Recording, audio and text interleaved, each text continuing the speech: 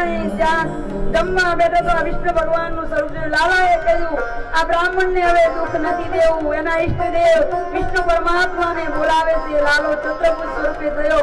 જો ચત્રભુજ સ્વરૂપે થાય તો માં જોઈ જાય એટલે માને નિંદર મૂકી દીધી. અહીંયા આંખો ખોલી ગર્ગાચાર્ય અરે ભગવાન હું પરમાત્મા હું તમને ઓળખી ન શક્યો. હું તમને વારંવાર બોલાવતો હતો કે હું ઈ જ કહેતો હતો.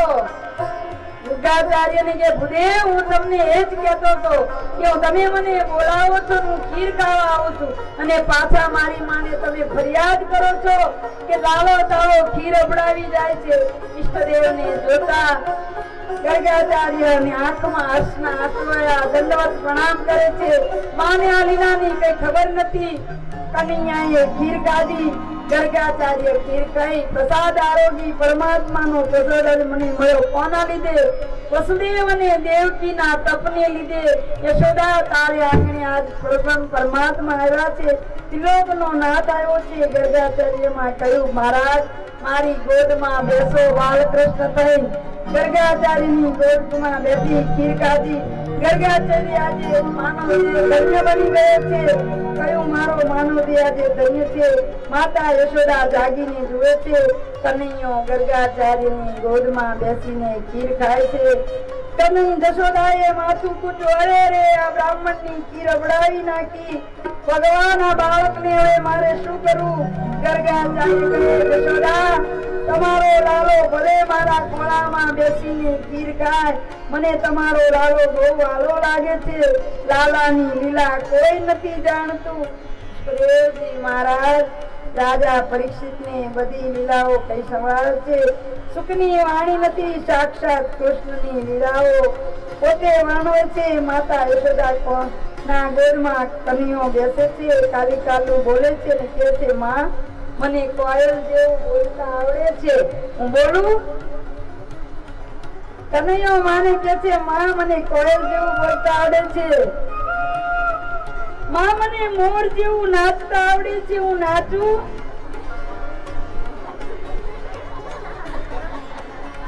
हे मारो धन्य बनो राजे अवतार हे बड़ा बने दरबार हे मारो धन्य बनो राजे अवतार हे बड़ा बने दरबार हे करो मोढ़ा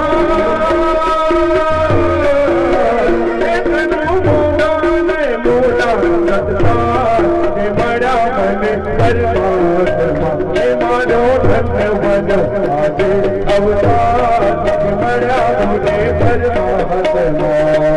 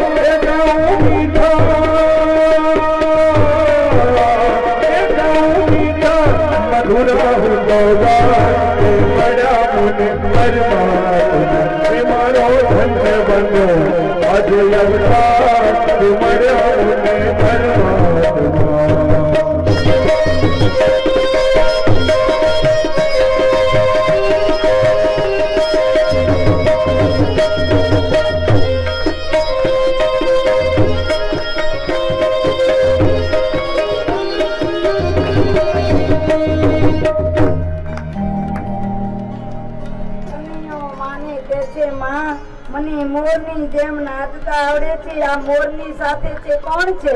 માં કે છે એ ઢેર છે. તો એ કોણ છે? કે મોરની વહુ છે. માં મને પણ વહુ લાવી દે. માં કે બેટા હજી તું નાનો છે. તું મોટો થઈશ ને પછી હું તારી વહુ લાવીશ. યશોદા પણ સમજાવે છે. બાલકૃષ્ણ મોટા થાય છે. ગોવાળિયાની સાથે રમવા જાય છે. ગોવાળિયાના સૌ છોકરામાં મધુમંગલ સૌથી દુબળો હતો.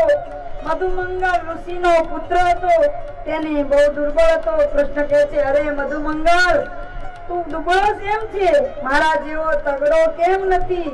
મધુમંગલ કહે છે, કનૈયા, તારા બાપના ઘેર છે ને 999 બહેનો દૂધે છે. તારે ઘેર દૂધ દહીંની નદીઓ વહે છે, માખણ તું ખાય છે, મને તો છાશ પણ મળતી નથી. તું દૂધ દહીં ખાને, માખણ ખાય એટલે તગડો જ હોય ને. મને તો છાશ પણ મળતી નથી, અમે ગરીબ છીએ. ગોપ બાળકો કૈનિયાને સમજાવે છે, આપણે તો ગોવાળો, આપણા ઘરમાં દહીં માખણની રેલમછેલ છે, પણ બધાય રાજા કંસને કરબરવાના મલ્લોને મજબૂત બનાવવા અહીંથી આપણું ગોકુળનું માખણ અને દૂધ દહીં બધું કંસ માટે જાય છે. કનૈયાએ મનમાં નક્કી કર્યું છે, આજથી અહીંનું માખણ દહીં દૂધ ક્યાંય મથુરા નહીં જાય. આજે ગોકુળનું માખણ ગોકુળના ગોવાળિયા ખાશે અને